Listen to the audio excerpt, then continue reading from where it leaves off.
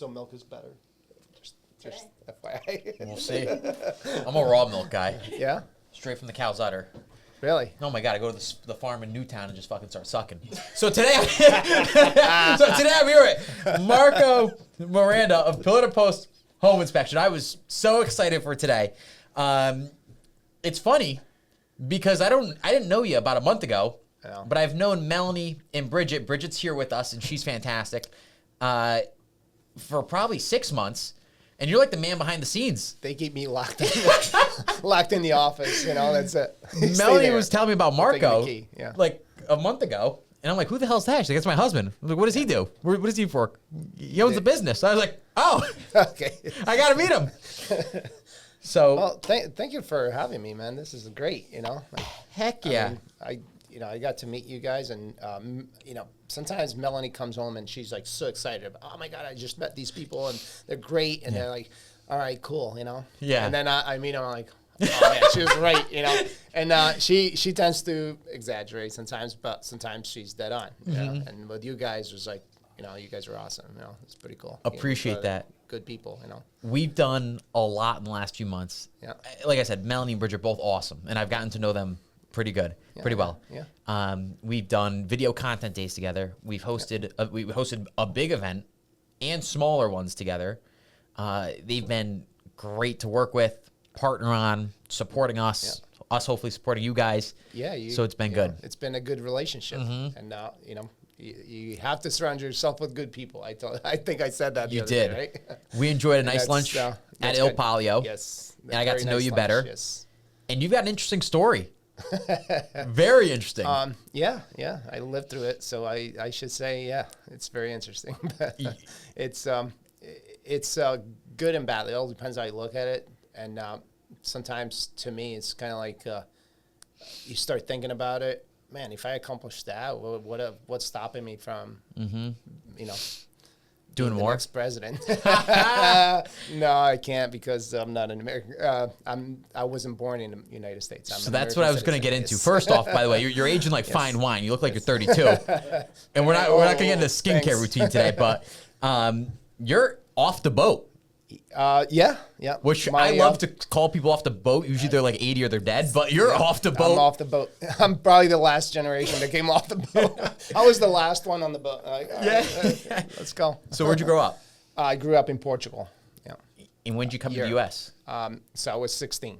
At 16, that's my grandparents came here 10 years before that. So when I was born, they came here. And then it took that long for them to get my parents the proper paperwork for them to come over. So they had to wait all that time. By the time I came here, I was 16. So. And you're 44? Yes. So when did you come here? What year was that? I'm 30. Oh, yeah. That'd be great. So this is the 80s. So 96. Gotcha. Yes, is when you came here and you were yeah. 16 years old. So your grandparents came in 86. Yes. Awesome. Yes, that's right. And you have a brother? I have a brother. Yeah. And sister. And a sister. And where do you fall in the stack? I fall right. My parents made a mistake first, and then they got the girl, and then they did okay. They got the boy, and then they made it perfect at the end. So I'm the youngest one. Yes. What's the age gap between you and your? My sister's 6 years. My brother's 4 years older. So that's pretty close. Yeah. Did everybody come with you to the U.S.? No. So my brother and I came with my parents, and my sister stayed in Portugal. She was older, and she had a serious boyfriend. Yep. He had a great job, police officer in Portugal. So they decided to stay. Not even my parents never even started the paperwork for them to come over. Oh, they no just way. decided to stay in Portugal. They live in Lisbon right now, so they have a good life. It's that is awesome. Now. What was it like growing up in Portugal? So, where'd you grow up in Portugal? In Portugal, at the very top. You can't go any further. Oh, no way. It's like right from the mountains, they call it, right? So it was like 5 minutes from Spain. It's pretty close to Spain. There was not a lot of... I was going to say, you look more Spanish than... No. There's not a lot of going on there. There's like maybe maybe 40 people where I came from right now. It's a small village. Then there's What do you mean? Wait, would you say 40 people 40 people live in the town? Yes. Oh my God. So the next town will be about 5 minutes, and that's a little bit bigger. And the closest city is about a half hour. Wow. Yeah. So it's in the middle of nowhere. What'd you do growing up? Like, I mean, sports. Like, did you go to school? Well, soccer, man. Yeah. Soccer was always the biggest sport that we had. You know, like Yep. every 5 minutes we had. I used to get yelled at by my parents because I used to get green all over my pants and stuff. Grass? Oh yeah. You know, we didn't have sneakers. We had to play with boots and stuff. Yeah. It was great, man. It was. But at the time when I was there was a lot of kids my age. Today there's like 3 or 4 kids there, and there's not that many kids at all. You know, Everybody's moving out. they closed the school there about maybe like 10 years ago or so. They closed the school, and now all the kids go to school like about 5 minutes away. In a different town. Yeah, in a different town. Wow. Why is that, you think? Any idea? Just that everybody leaves for better opportunities, and then they don't go back. You know, like my parents retire and they went back, but you know, I can't see myself moving back, even if when it comes to retire. I don't think I would go back. Would you have changed? Like, did you like growing up in a place that small, or no? Would you have done it differently? I mean, I like that. Yeah. Not that I had a choice. Yeah. But it was good. You know, like it gives you a different. You appreciate things. You know. And when I was 9, I moved into a different house in that town. My parents built a house. Yep. So that's when I had my first bathroom. Right. Now you think about this. Oh, for the whole family. For the whole family, right? What'd you do before? In the house. Is it an outhouse? No, there was no outhouse, so you would just go in the woods. You know, No way. And or where the animals live, right? So in the wintertime. So it was. It's something that today, you know, like I told my kids a few years back when one time that we went there, and I'm like, yeah, you know. They're like, oh, yeah, you grew up in this house, 7 bedrooms, 2 kitchens, whatever. I'm like, no. My parents built this house. I moved to this house when I was 9. I'll go show you the house where I was, you know, where I was born. I was born in the house, not in the hospital. Yeah. And from that point to when I was 9. And when I brought them to that house, they're like, no way. No freaking way you were born here. Like, you kidding me? Unbelievable. You know, the water to drinking water, you'd have to go down to maybe about a quarter of a mile to get the water, and then you bring it, and you know, that was your drinking water. For the day? Yeah, for the day usually, you know. And my to God. take showers, you would have to go and get the water, and then you would put it by the fireplace, you would heat it up, and then you put it in a bucket and just pour the water over you, you know. And, you know, you didn't know anything different, right? Oh, my God, yeah. It was good at the time, you know. There was no headaches, very peaceful. Yeah, you know? yeah, you didn't know any different. And maybe that's why I look 30, 40. I don't know. That is great. So your parents come to the U.S. because of the opportunity. Yes. For you more guys. for us. Yeah, that's what I mean, Because for they them. were all set. They were fine. They lived there. They had good jobs. And, Yep. And for them, right? But for me, so I came here when I was 16. So when I was 14, I went to work for this guy. He was a wedding singer, right? But he also fixed motorcycles. And so during the day, I would work, and he would give me work for the day after. So I worked for him for a month. And then he would say, okay, take this motorcycle apart, take this apart. And taking apart is easy, right? So I can do that. You know, like, all right, take it apart. So all week I would work with him on the motorcycles. On the weekend, I would do the wedding singing thing with them, right? I would have to set everything up. And then if we did a wedding, then I could go eat and dance and do all that stuff. At the end of the wedding, I would have to help him put everything in the van. Yep. So it was great. I had a good time, but for the whole month, it was $2.50 they paid me, right? So looking back, $2.50, who's going to work for that? Oh, my God. But I was a kid, and it was still not at a good money, you know. But that was the only job I had there. There was nothing that you could do at my age, you know. Wow. A kid in high school, you're not going to find a job. Yeah. You know? After high school, if you don't want to go to college, there's jobs, but you're not going to be getting paid very well. Construction is kind of like you at that time, and it changed a lot. So I'm not speaking for Portugal, but now it's totally different, and people don't want to leave now because it's much better. But when I was 16, there was not a lot of opportunity for us to make money or to have a good life. That's crazy. You survived, and you had a good life without stress or anything, but that's all you're doing is surviving, You still speak fluent Portuguese? Unreal. Unreal. Very well, yeah. We were going to do a Portuguese podcast, but my viewers didn't know how to understand it. So I said, let's stick to English today. So you come to Bridgeport, of all places. All places. Which is where my dad grew up too. Yeah. So you come here when you're 16, and you go to Central, right? Life changing. Yeah.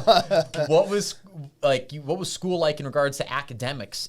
School sucked, man. It was awful. I mean, I was never a book person. Like, I never really liked school that much. But for you to come from Portugal, from a little town in the middle of nowhere, never seen a black person before, and you get thrown into a school that it was 90% at the time. It was 90% black people that we were speaking a language I didn't understand because I didn't speak English at all. Maybe a couple bad words. That was that you learn. But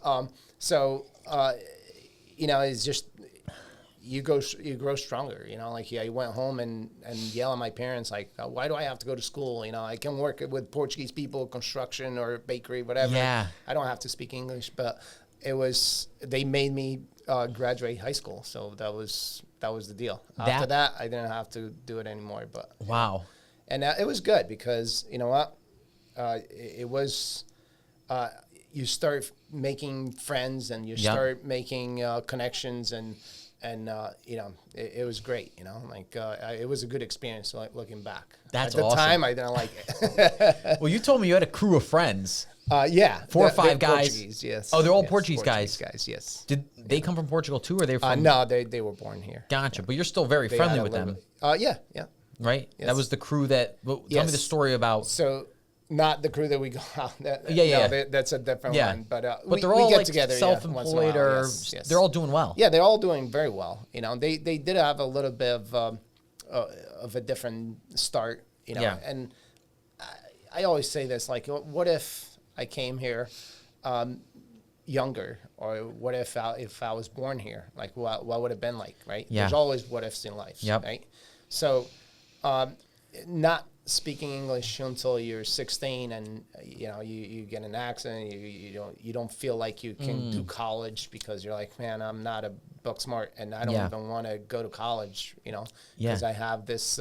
And believe it or not, Melanie, she was a huge element to the way I speak today because she kept correcting me, right? And she asked me if it was okay. I'm like, yeah, hell yeah. I really want to speak well. So every time I say something that I'm not supposed to say, or if I say it wrong, whatever, please correct me. And she did it for the longest time. And then when she started like getting really detailed, I'm like, all right, cut it out. I'm good now. Let me fly. Yeah. But it was, she definitely had a big impact on that. Like, it was awesome. That is great. How did you guys meet? So she was a dental hygienist before she came to work with the company, and she worked with my aunt. My aunt is the office manager at the dentist that she worked for, and my aunt used to say, "Hey, I'm gonna go out with my nephew," and she used to say that all the time, and she thought that I was a little baby. She's gonna hang out with her nephew. Nice. Yeah. Because Melanie and my aunt, they're the same age. So one day she went with her, and she's like, "Oh, that's your nephew? It's kind of cute, like that is whatever, and that we started hanging out, and at the time, so I was 21 when I met Melanie, and the thing is, like, growing up in Portugal, like drinking is not an issue, right? If you can hold a beer, you can drink it. Yeah. Like if you want to, you're 5 years old, you can go to the bar and get it. At the time, now it might have changed a little bit, but at the time, nobody stopped you from doing that. I used to go to nightclubs when I was 12, 13, 14, didn't matter, right? Yeah. So I did all that. So when I turned 21, I'm good, man. Let's have a family, right? Yeah. Let's start a family. And it was kind of like the 5 age. Not that I was desperate, and maybe I was a little desperate because I might have made some decisions based on that. Yeah. You know? And it was great because she was on the same mindset as I was. So you know, we kind of did everything reverse. We bought a house together. Oh, no way. Then she got pregnant, and we got married. So it worked out good, right? That is so funny. So cool, you know. And you guys, it's your daughter you had. Yeah. My daughter is 20. She's going to be 21 in a few days, like the 16th. Yeah. Unbelievable. Yeah. And you have a son too. Yes, my son is just turned 16. Yep. He just got his permit. So unbelievable. So he's very into cars. So he's scaring me a little bit on the kind of cars that he's talking about. Yep. So well, I was saying earlier, I love your son's name, Gunner. Gunner. Yeah. Unbelievable. Gunnar. AR. Yes. Even better. Okay, I had an ER. That's great. Yes.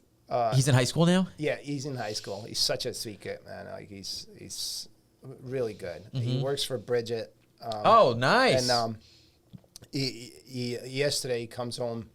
He wanted to get this electric bike so he could go to work. He says, right?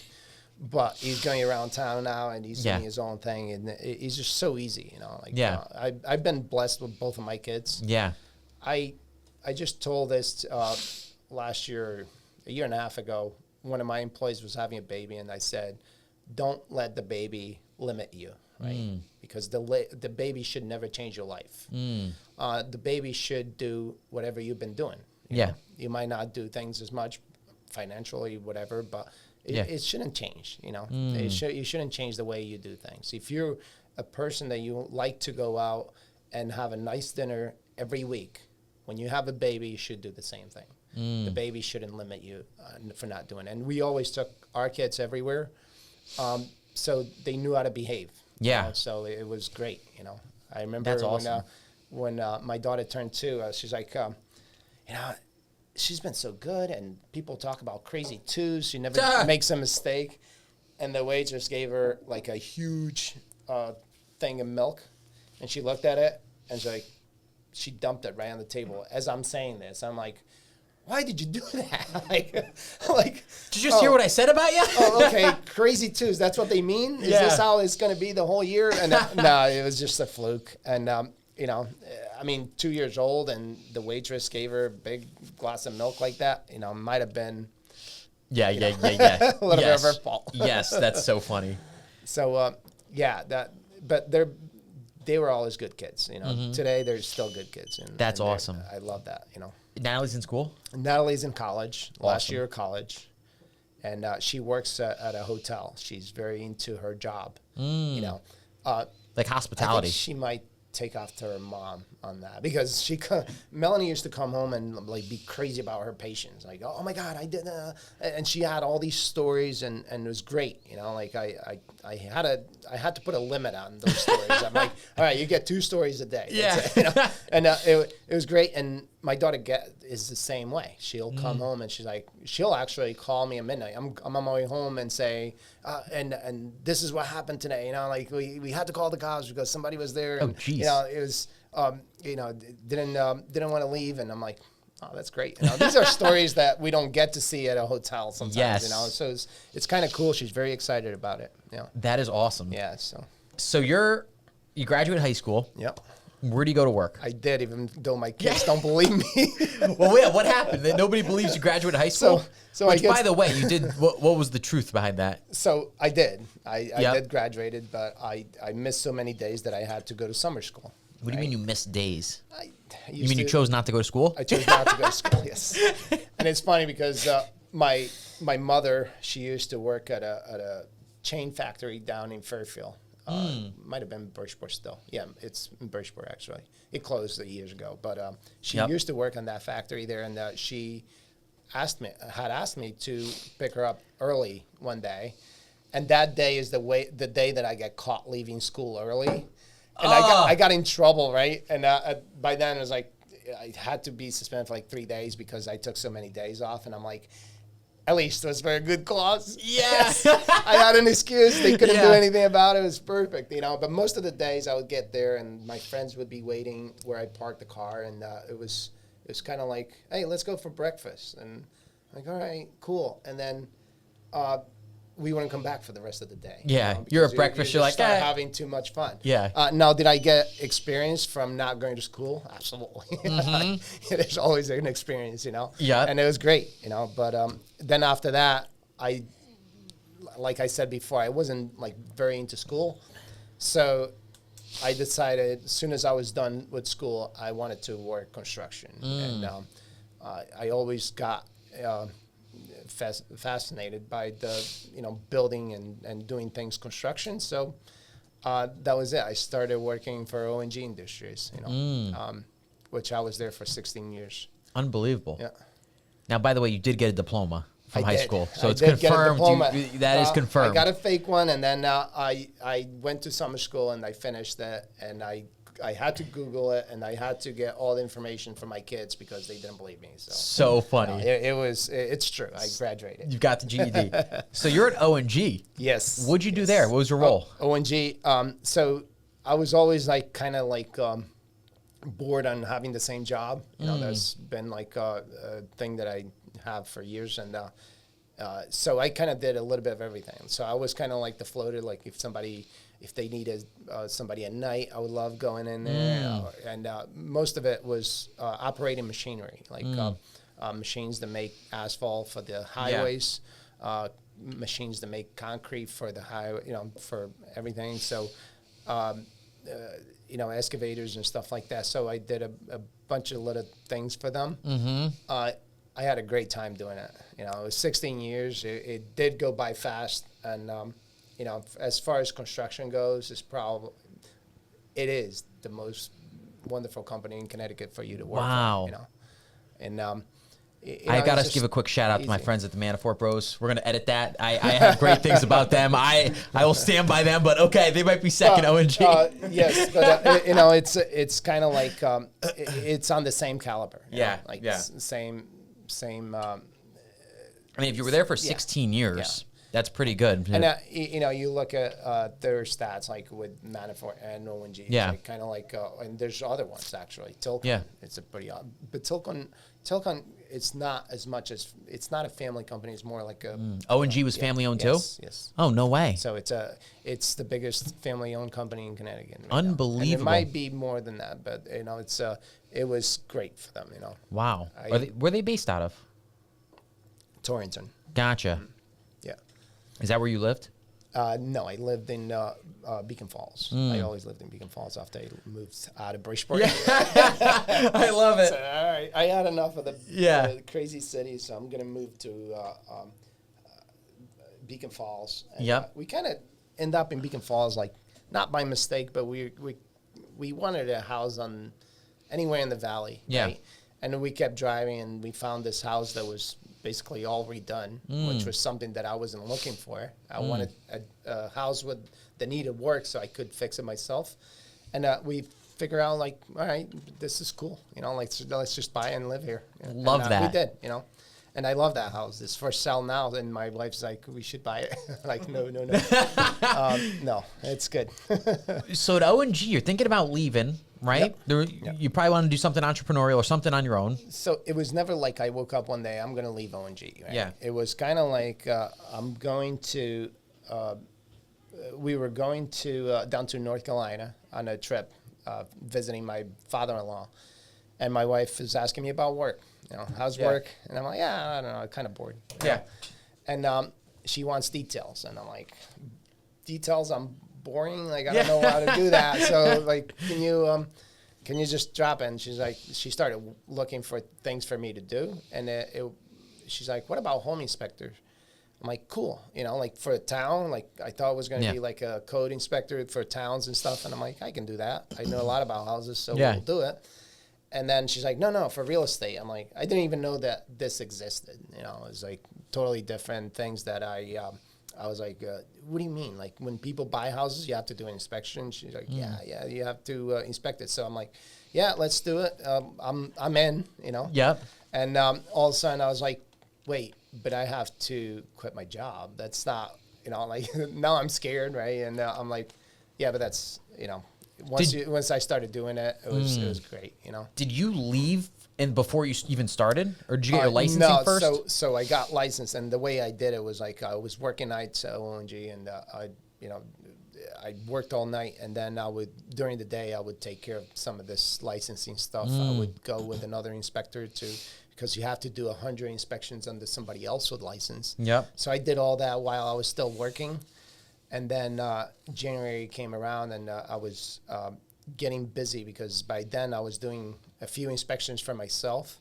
Yeah. And I was starting to get busy, and I starting to really like it. So if you like it, it doesn't matter. Like you're just going to do it. You don't mind working. Yeah, 100%.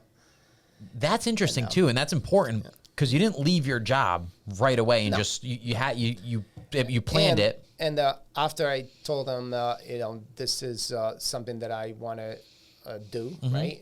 So at this point was no coming back from that. I was all invested in it. So they didn't totally lose me because I actually went back and a year later and still worked for them for a couple of weeks. And, I helped them because I was one of the only guys that they had that was certified on testing asphalt. So I went to do some testing for them. And we still have a great relationship. It's kind of like stuff like this happens. And nobody wants to see a good employee leave. Yeah. Which I consider myself a good employee because I don't think I would have a problem in saying, hey, can you give me my job back? Yeah. But, you move on. That's it. And they were good about it. Yeah. What was your day-to-day like when you first got started in the business? So when I started, it was... And it wasn't pillar to post, right? It was. Oh, yes, right away. Right away. I started because I didn't know much about it. So when you don't know a lot about it, you join somebody that knows about it and tells you what to do, right? And it works because they know a lot about it, right? And so overall, it was a good experience with pillar to post because they had the tools, they had everything that out there for you. So all I had to do is put the time in. And sometimes... I didn't do much marketing, working at ONG, you just work by yourself. You don't, you have guys that you work with, but you don't have to go put yourself out there, right? Yeah. Yep. You don't have to do things like this. You don't have to do sales. Yeah, literally. So, the first year that I started, if you asked me to do this, I'll probably be like, oh no, I'm so busy, I can't do it. But it was kind of like, I remember sitting in Cheshire in front of Coldwell Banker, and my regional manager said, you have to go in and talk to real estate agents. And I'm like, are you crazy? I don't know anybody. Like, I'm not doing this. He's like, no, you have to. You have to go meet people. Otherwise, you're not going to succeed. And I'm like, I hang up the phone with them. I'm like, this guy's such a crazy guy. Like, I wanted to kill him. And I still tell him the story when I see him, right? I just wanted to, freaking choke him. And sure enough, it worked, because you go there and you meet people and you just show them what you can do for them. And then that's it. That's kind of like what I did right from the beginning. That is so funny. And I always, Bertine that works in the office, she's like, sometimes she gets crazy with calls and stuff. And I always say, I used to do your job and be a home inspector. And she's like, yeah, but you weren't as busy as now. She's right. At that time, I was busy because it was just me, but I was doing all of it. So yes, of course. Well, as you grow a business, you evolve and bring teammates on. I always say, I think I mentioned that to you the other day.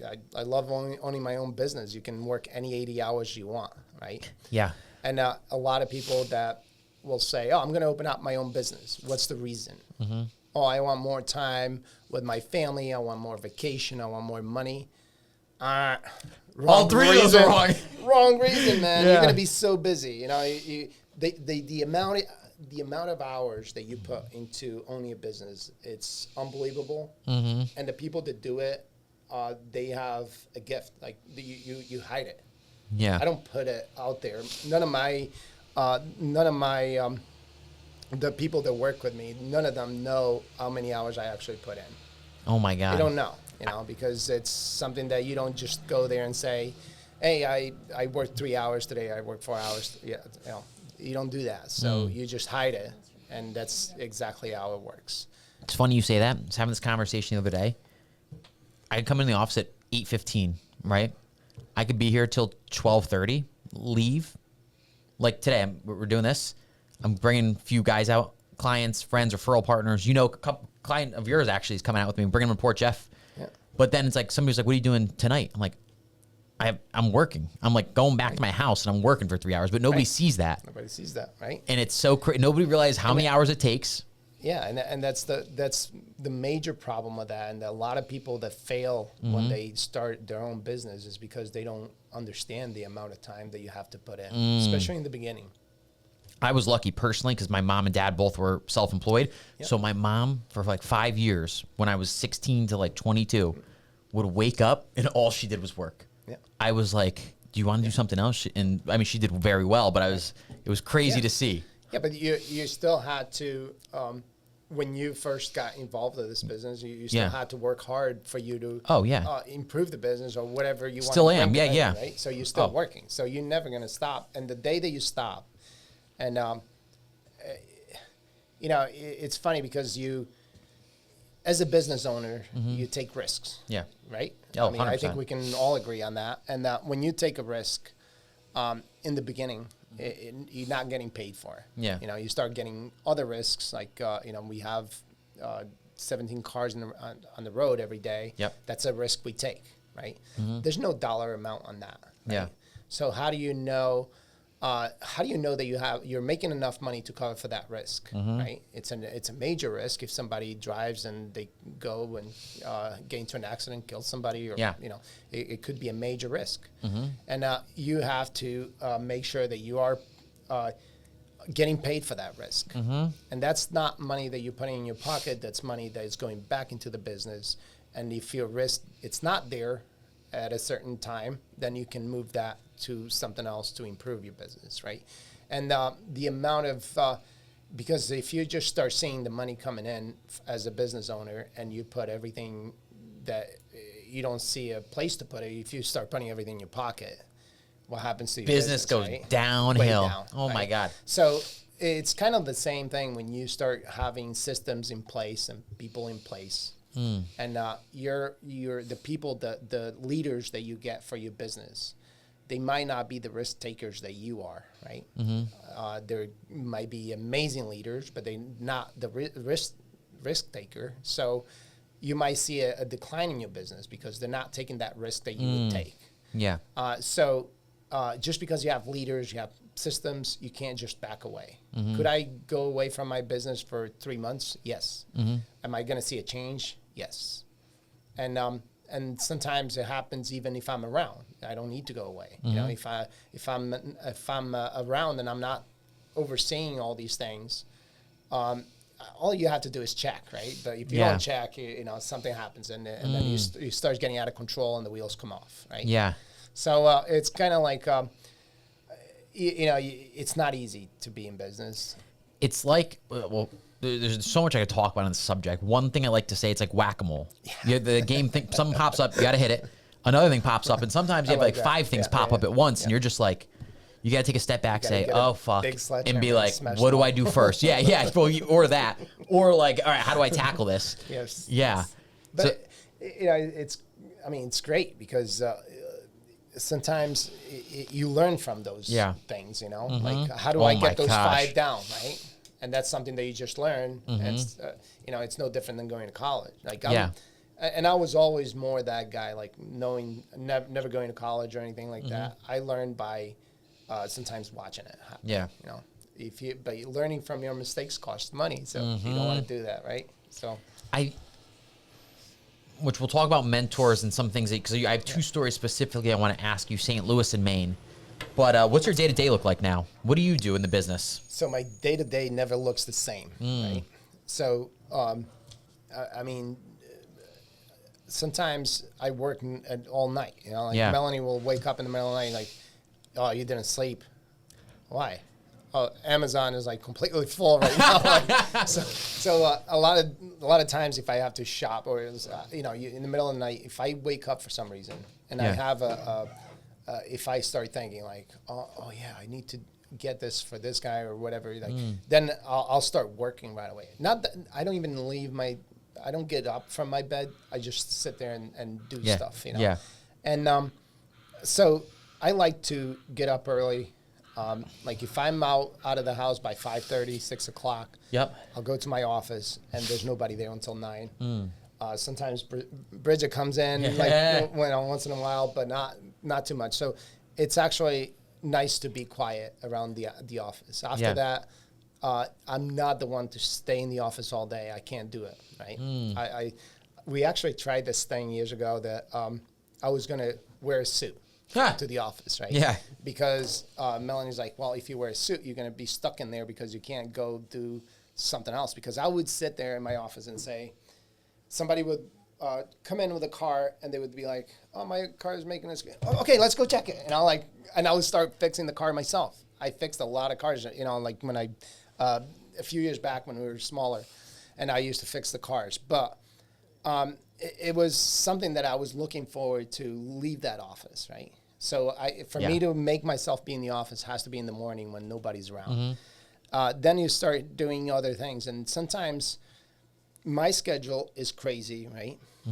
And but there's Bridget always laughs because it's like, if it's not yellow, banana yellow, Marco's not going to look at it. And I don't, because if it's that important, then you make it yellow. If you start making everything yellow, then I'm not going to look at anything. Yeah. And I always tell Melanie, you overload my schedule, I'll cancel everything. Not one thing, I will cancel everything. So my schedule stays pretty decent, whatever. But then I'll go from a day that I don't have much going on to a chaotic day. And that happens sometimes, you know, an inspector will get sick or a car breaks down. Or lately it's been like almost every day a car breaks down, you know, like, so how do we, you know, take care of all that? Then you start, so I have the time that I work on what's going on now, and then the time that I work what's coming, where I want to be, right? Yeah. So that those working are on the business versus in the business. On the business, versus in, right?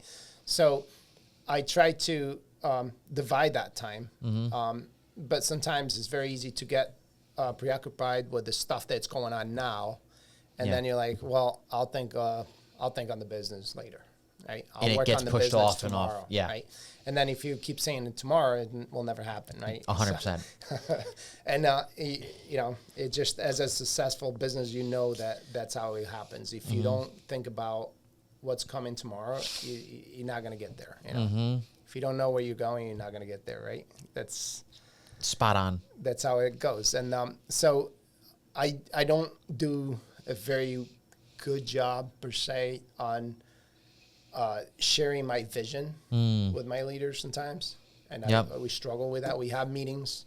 We have, they kind of know exactly where I want to go, but the roadmap is very vague, right? And so it's kind of something that I'm working on being a little bit more, being a little bit better on communicating my vision to my team. Have you ever read the book Traction? Yes. Are you guys implementing EOS? Yes. Oh, already? Yep. Do you work with anybody on that or no?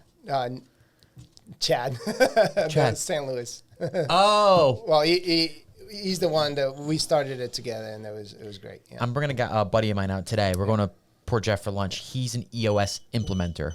Might just be a good guy to have a conversation with, and I'll connect you. So Melanie's actually starting right now with 3 or 4 people from our business group. Oh, unbelievable! They're going to start doing it together themselves, you know, just for them. And I think it's a great thing. I think there is some complications when you start doing it as Melanie and doing it as Marco. If we don't do it together, for years we did it together, and that worked. Yeah, you know, that was very awesome. And like I said that to you the other day. You have to know your numbers. Yeah, 100%. You have to know. Pick whatever numbers you want, but you have to know numbers. And to me, I never cared about numbers. I was good at math, but I never really.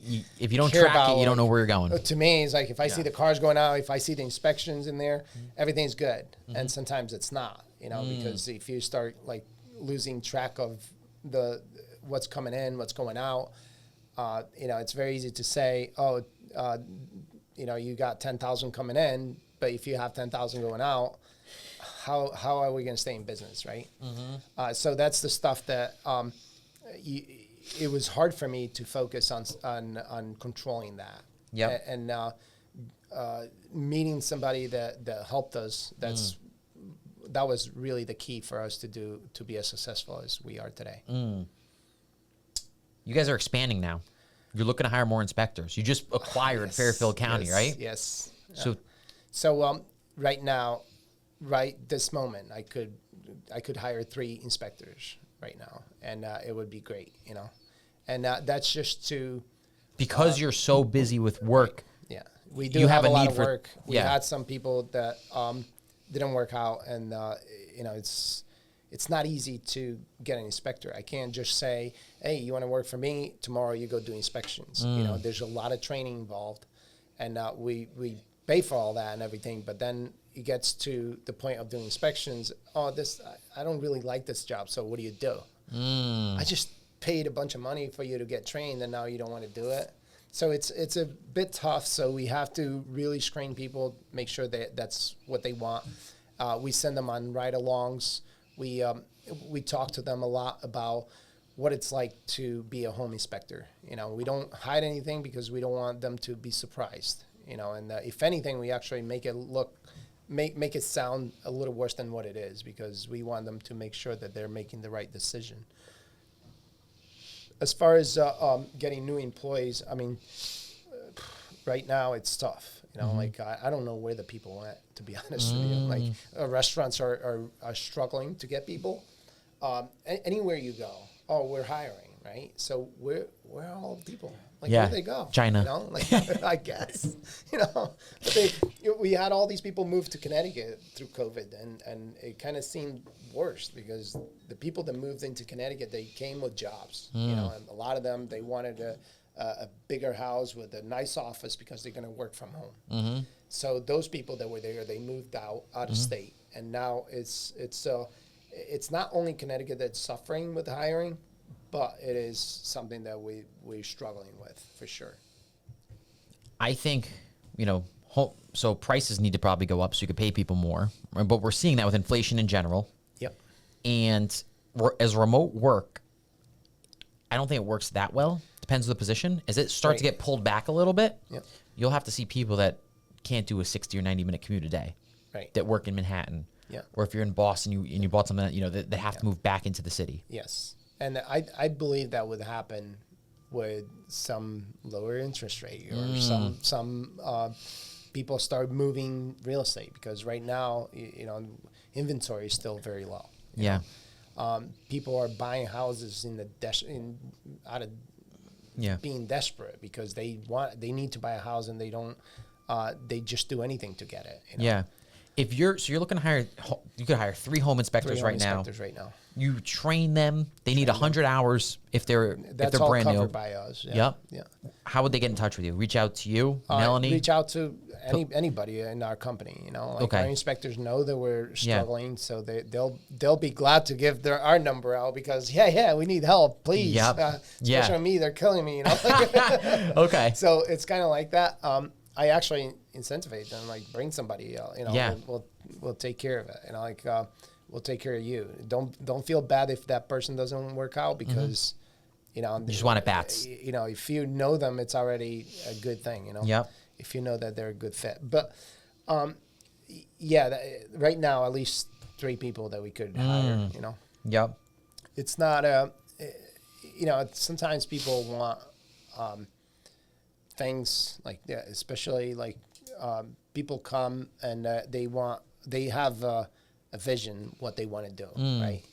And that their vision might not be aligned with ours, right? But we have a lot of things within our company, right? Yeah. We have marketing, we have salespeople, we have sewer and chimney inspectors. We have other things that don't necessarily have to be a home inspector.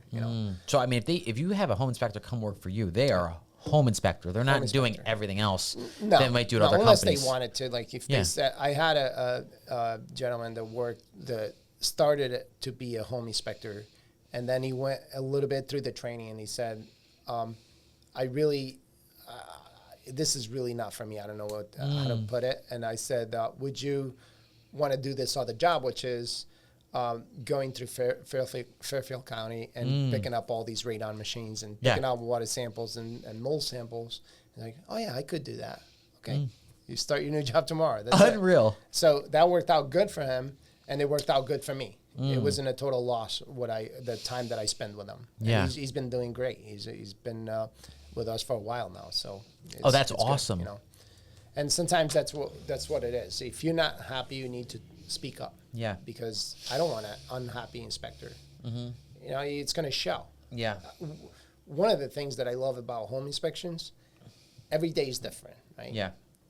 During the day is different. You're going to have two houses. It's going to be two different buyers. It's going to be two different houses. Sometimes it could be chaotic, and sometimes it could be an awesome experience. Like I had great inspections. Sometimes you have a lot of fun. You have fun with the people. You have fun with the house. It was great. Right? Yeah. Some people might not like that. They're like, well, I don't know what I'm going to get into, so I'm scared. So all depends. But personality, that's the key for us. I got to have somebody with personality, because when we go out there, we're not selling the house. We're telling them what they're buying, right?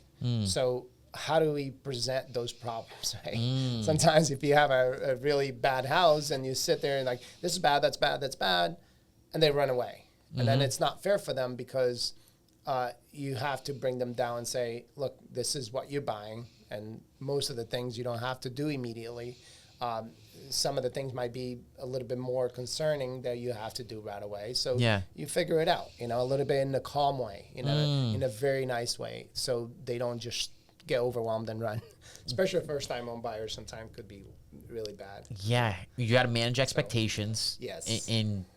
Because buyers will get scared. Yes, they will get scared. And if you read an inspection report with 60 items, only 3 of them might matter. Yeah. But it's good to know. But sometimes you go through a whole house on the outside, and people are like, who's going to fix all that?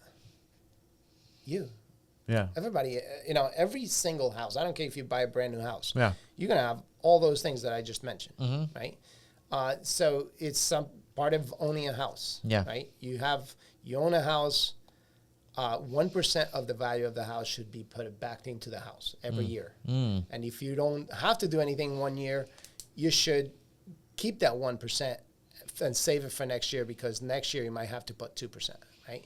So it works with any house, because it's off the value of the house, right? So a lot of times people ignore houses, and then they start getting overwhelmed, and sometimes we'll go there to inspect it, and they're like, I built this house and it was brand new, and that was 15 years ago, man. I'm sorry. Your deck needs paint now. Yeah. And your AC unit is old, and your hot water heater is about to burst open. So, bringing. I always said this, like when I was doing inspections for a homeowner, right? I'm like, how do you tell somebody that their baby's ugly, right? Like, it's so difficult, right? Your house is not that great, man. I'm sorry. You got to deliver the news softly. And they get mad, but if you talk to them in a nice, pleasant way, then they understand that. They don't close on you. Yeah. Once they close, you can't bring them back. So that's it. I love it. Job as an inspector. Shifting back to the business. Yeah. Putting yourself out there. Yep. You have 2 stories about putting yourself out there that have helped your business tremendously, because it was uncomfortable potentially to do something. Let's start with being, I think it was in Vegas. Yep. Breakfast. Yes. What happened there? Give it a quick rundown, then how it's helped your business. So in Vegas, so we were at there a blackjack or craps table? No. Right after that. So it was morning, and it was the last day that we were there. Right? Yep. And my wife and I were there for a Pillar to Post convention, right? And I said, I have to do something, right? Yeah. And this is like 7 o'clock in the morning. I already had coffee and everything, but I'm like, I have to go and do something, Yeah. And with the intention of like doing something for the business. Yeah. Not something for myself, not something to clear my head. Yeah. Something for the business. And as I was walking down the hallway, the bigger pillar of the post out of St. Louis, Chad, he's sitting there and he's like, "Would you like to have breakfast with me?" I'm like, "Yeah." No. Melanie, get down here. We're having breakfast with Chad. And I knew him at the point, but not to that level that I got to know him. Yeah. But great guy, an amazing guy, very, very, he's like, he cheers you. Like he really like pushes you to do better, you know, and he's a great guy. And if you're out of St. Louis and you're a real estate agent, you probably know him. You know, he has an amazing company out there. So he started this group, right? And it was probably like 8 of us, if I'm not mistaken, and maybe more. I'm not sure. But we were part of this group, and that we just put our business on the table for everybody to judge it. Open right? book. Open book. Yep. And it's not easy to have somebody telling you what you're doing wrong with your business, and you're like, "Man, who are you? Like, you come over here and telling me that I'm doing bad. Like, you don't know anything about my business." And it was just great. You know, we learned how to look at numbers. We learned how to be more efficient. We learned how to deal with tough times. Sometimes that's all you have to do. You know, it's like, how do we deal with tough times? Like an employee leaves, or you know, you have a complaint on somebody that says that you didn't do a good job, or whatever the case is. It's good for you to know that you're not alone, right? And sometimes if you just own your business and you in your own little circle, you feel lonely, and you start saying, "Am I doing something wrong?" And you might go belly up because you're starting not to believe yourself. Yeah, you have to believe yourself, and that's what he gave us, out of me wanting to go for a walk and do something different. Yeah, right?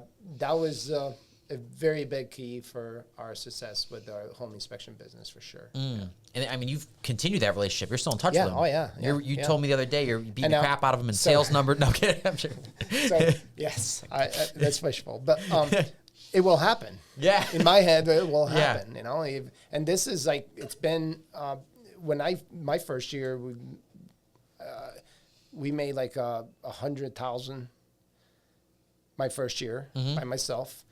And then and then the second year we kept going up, and the third year we went up. And when I first started, I used to look at these guys and I'm like, "Oh my God, how can they make that much money? Like, how can I get that to that point?" Yeah. Right. And it gives you a motivation, right? You should never be the most successful person in the room, right? 100%. Yeah. And if you are, I'm sorry, but you know, wrong room. Yeah. It's not such a bad thing, but the thing is, not as long as you're not closed-minded, you know, like, because you can learn from anybody. But you know, if you hang out with more successful people than you kind of gives you motivation to be there. And this is with Chad, you know, like Chad has the motivation that I'm passing him on some numbers, and he's like very excited about passing me on those numbers and doing better than me on those numbers, and I don't think it's going to happen. You know, like, because now he's motivating me to do better, so he doesn't pass me on those numbers, you know. That is awesome. You know, pushing each other is the best thing that you can have in business, you know. Competition's great. It gives you, it's kind of like a game, you know, in a way. Like you're playing a game. Let's do it. You know? I love it. Let's see who can do better this year, you know. It fires me up. I like looking at much larger mortgage companies, and I'm like, no doubt in my mind we'll get there. Yeah. It just takes time and consistently pound the pavement. But you will make different decisions sometimes based on that. And those decisions are going to be better in a way of saying that if you didn't have that drive of beating them, you're going to be like, you know, I'm fine. I'm doing good. You know, I'm doing well. I'm surviving, right? But once you have that goal of beating them, now you want to reach your goal, right? And you know, you're going to be much more successful when you have that. What about trip to Maine, the radon business? What? Because to highlight this, connecting with other business owners in different markets where they don't compete with you we were talking about this at lunch. Oh, it's key. I got to start doing it more. Reaching out to other companies that own correspondent mortgage banks in California, Midwest, etc. Yeah. If you're not going to be my competitor, I have no problem in opening up my books to you, right? Exactly what I do, my secrets, right? Yeah. And those are the secrets that you want to learn. Because it'll help both you guys. It'll help both of us, right? So the trip to Maine was we have a radon company that installs the systems to take care of the radon. And the trip to Maine was about just going to see how he does it, right? Mm-hmm. Because he's successful. He does a little bit better than us, and I want to know the secret, right? Now he's in Maine. I'm here. Mm-hmm. There's no competition, you know? So we're friends and everything, but he received me with open arms. Come on, mm-hmm. Okay, these are my trucks. These are my mm-hmm. books, and this is what I do. This is how I do better. And the amount of money that I saved just on buying the materials the way he buys them, it was just unbelievable. I mean, he paid for me to go to Maine 10 times, a nice vacation with a family on top of that, because it was amazing, just that little bit, and it was at the time when I was listening to him and in his office and everything, looking at those things, mm-hmm. I didn't even realize the impact that was going to have on my business. Mm-hmm. When I came back and I started getting the pricing, because you set up price, okay guys, shop around from these 3 companies. Whatever one gives you the price, the best price, you go with them at the time, right? And then you forget about it. You don't go and let me shop for the 4th one, right? Yeah. As a business owner, you can't be doing that too much. Them as a leader, they could do it, but sometimes, it's hard. And so with this was kind of like I came back and I'm like, so how much are we paying for piping, and on those 3 companies that are selling it to us, and I'm like, oh my God, what? Yeah. Are you serious? Because this is how much it is, Yeah. And it was just unbelievable how much money we saved. And mm-hmm. Just by that trip at a Monday morning, and Melanie knows a lot about my schedule. Mm-hmm. Melanie and we have meetings that are, more of a formal meeting or breakfast meeting or whatever, or we talk right before we go to bed. So with her and I we never shut down. We always talk about business. Yeah. If the kids are having dinner with us and stuff, no, mm-hmm. that's a rule. You don't talk business, you talk family. But other than that, it's always an open conversation. And we were at a meeting on a Monday morning, right? And so everybody's sitting there, and I'm like, I'm going to Maine in a couple weeks to look at another radon company, and I want to find out more from them to help us. And Melanie looks at me like, I don't know anything about this. And I'm like, I know you don't know, but I'll tell you. I'll tell you later. Yeah, I'll tell you the details later. Yeah. By the way, can you get me a hotel? And it works. Just when I did it, after I came back and she saw exactly how much money we saved and everything, she's like, oh my God, this was awesome. Mm-hmm. And it's a lot like how you started this whole thing today. Yeah. About I'm there, but a lot of people don't see me. Mm-hmm. Melanie sometimes at meetings will say, well, Marco is, saying this and that. And they're like, what? Yeah. Marco thinks? Thinks, he thinks about the business.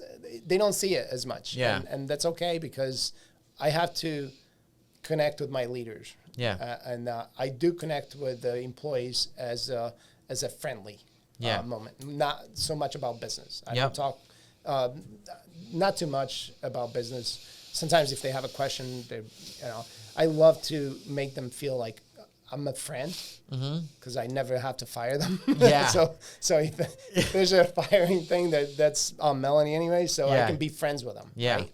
And it's a different thing, because I always feel like you have to treat people nice, right? Yeah. And my employees, they're my good friends, you know.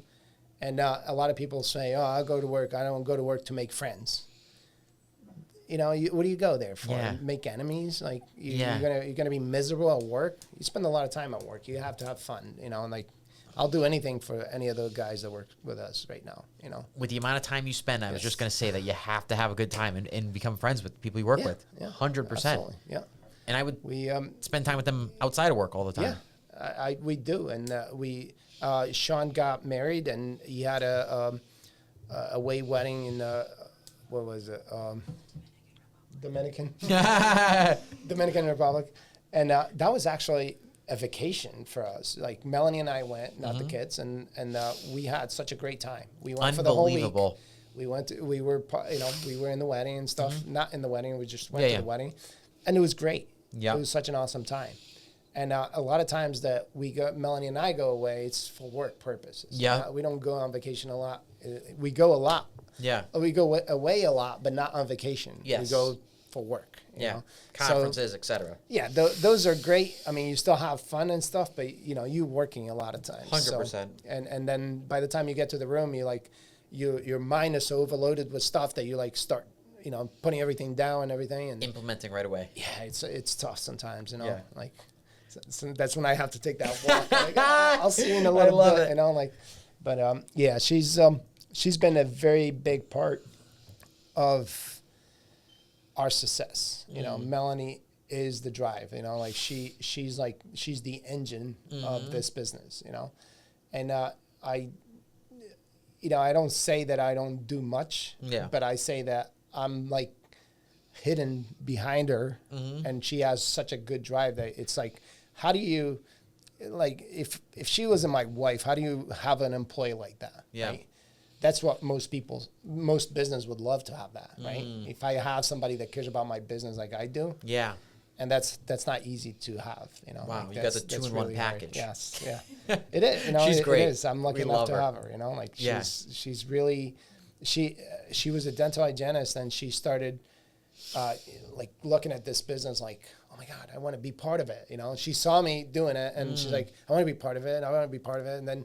And then she kept taking days off to the point of she was working 2 days a week.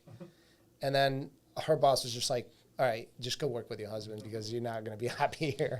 Unbelievable. And, it worked out fine. I mean, great. Being a dental hygienist is not something that you can do forever. I mean, it's bad on your back and on your arm, Wow. And, so she's been much happier. She loves doing it. She still does it once in a while.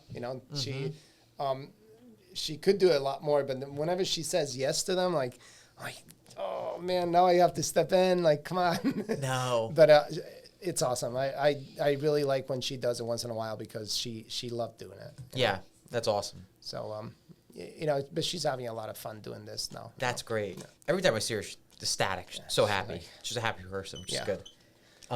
Last thing I want to touch on, you guys have some investment properties too. We do. Yeah. How long have you had those?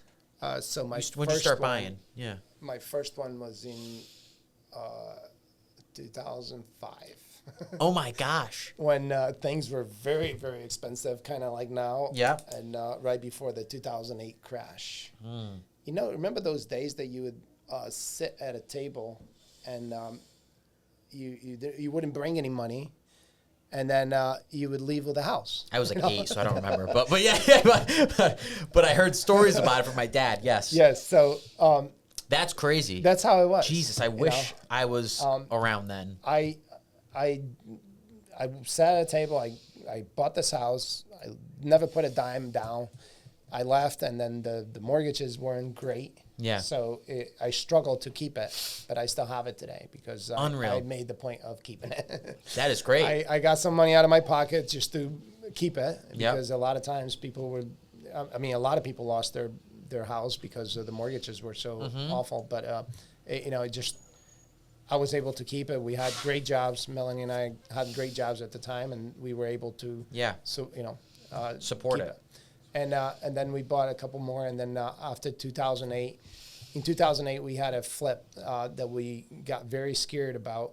It wasn't selling, so I decided to put my house on the market, and it sold. So so it sold, and we were supposed to move to Middlebury to the house that we were flipping, and Melanie wasn't very excited about it.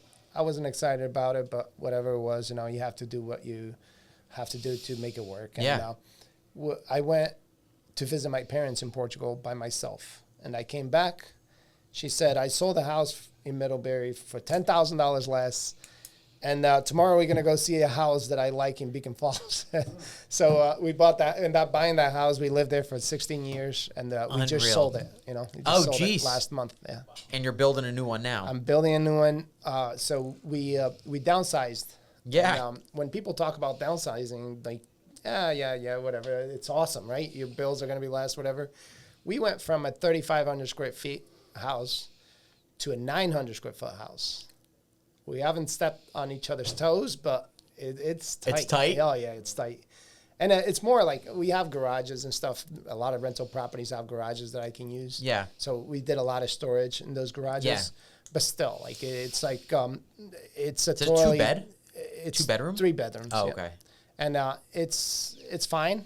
Like, I'm liking it. I'm like, Might be all you need. the electricity is a lot cheaper. I would be okay. Yeah. But it's just different. We actually feel like we're on a Airbnb somewhere. Like it doesn't feel like we're home. Yeah. But we're getting used to it, and I'm building a house. Yes. It's funny because Melanie today on the way down here, she says, I don't want to get divorced over building a house. And I'm like, where'd that come from? Yeah. She never even mentioned that about owning a business together. Yeah. Which, most people, that's what they Yeah. would say. And she goes, I read that somewhere that a lot of people go through tough times when they build a house together. And I'm like, oh, okay, so you should stay in your lane. Yeah, stay in your lane because, I don't want, she always asks me about the budget. Yeah. And I'm like, listen, I'm doing the foundation, the structure, the electrical, the plumbing. There's no budget. Whatever I have to spend, you have to spend. You can't cut corners, right? Yeah. Now, her job is to design the bathroom and design the kitchen.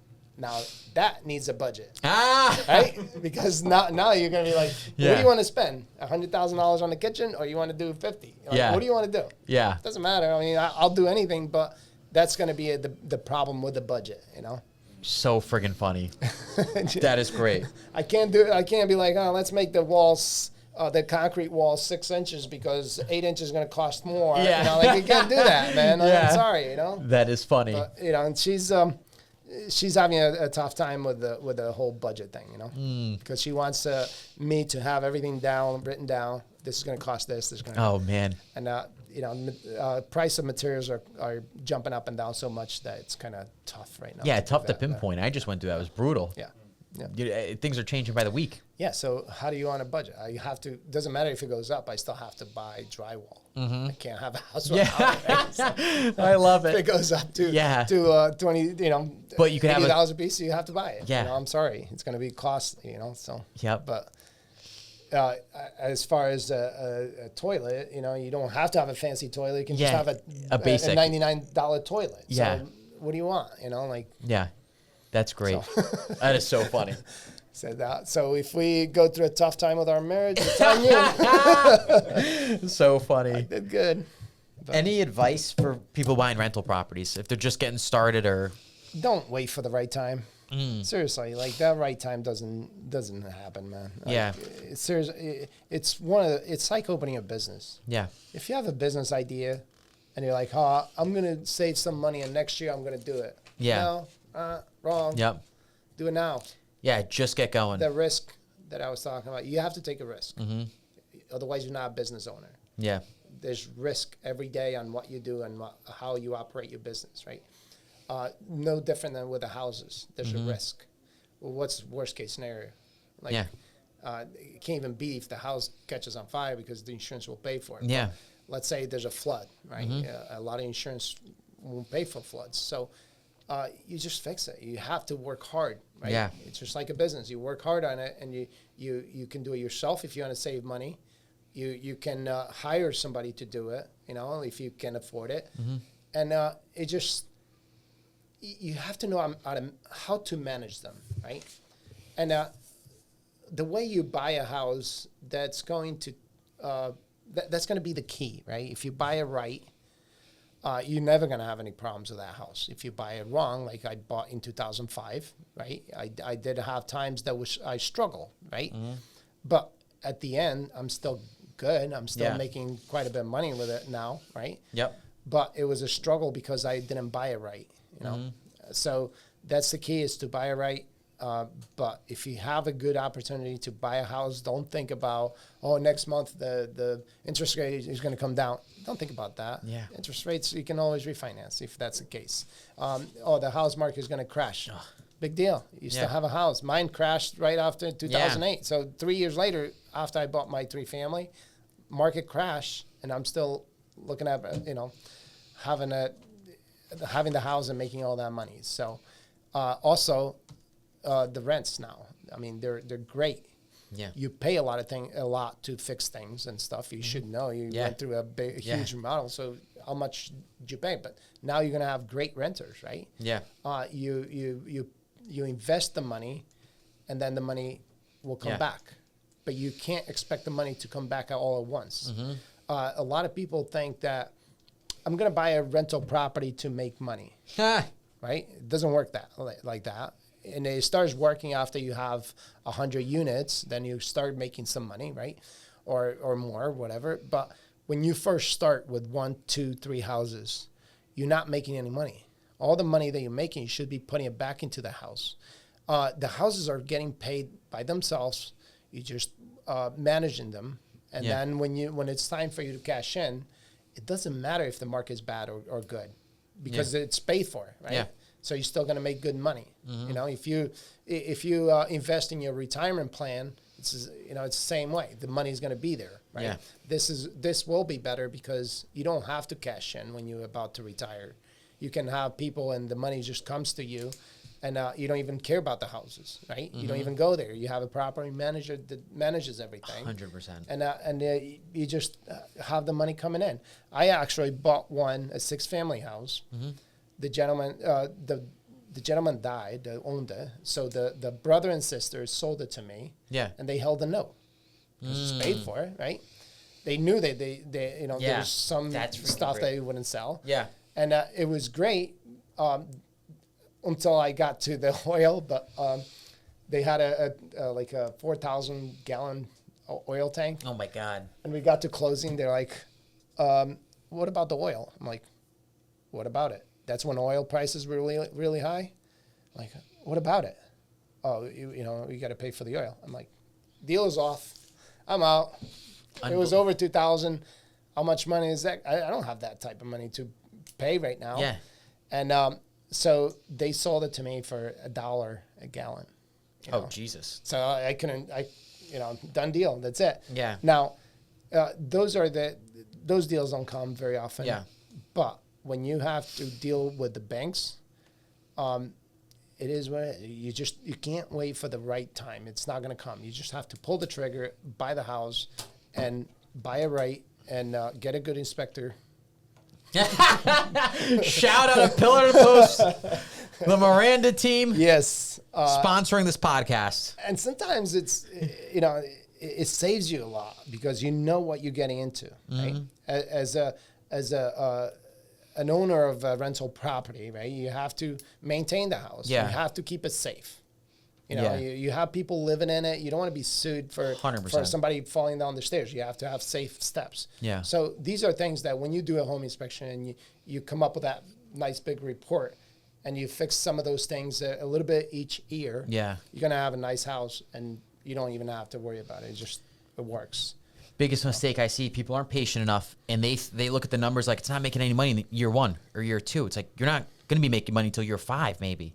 But then like years 10 to 20 is when you start seeing big hits. And especially if you buy right, at 5 you could start making money. Yeah. If you buy it right. You know? And I'm sure, I don't know if you have a calculator for it, but there is a calculation for it that you can buy. It all depends where you buy it, Yeah. Like some places the rents are great, sometimes the rents aren't so great. So, and it's kind of like renting. Like I bought a house from a 4-family house from a lady that had the house for herself. She didn't want to deal with people. That's fine. You know, that's how you want to live. Yeah. Great. But that's 3 rents that you're missing all these years. Yep. Right. That's crazy. Rental properties are great. You Yeah. cannot go wrong with real estate. You cannot lose. Yeah. You know, if you lose, you didn't do something right, and you weren't pushy enough because you know, even when times get bad, like banks are willing to work with you. They don't want the house. Yeah. They want your money. They want you to pay, right? Yep, 100%. So figure out how to pay it. You know, whatever it takes. And if you're not lucky enough to have a good, if you didn't buy it right, whatever, stick to it, and you're going to be fine at the end of the day, because that's how I did it, you know, with one, you know. Yeah, But and I built from there. about all the other ones, you know. I love it. So This was a blast. You know, love it, man. Thanks for coming on, Shane. Thank you for bro. having us. Oh, my God, of course. Awesome. Bridge, thank you for everything. We'll have to do it again in a year or two, okay? No problem. All right. Love it. Thank you.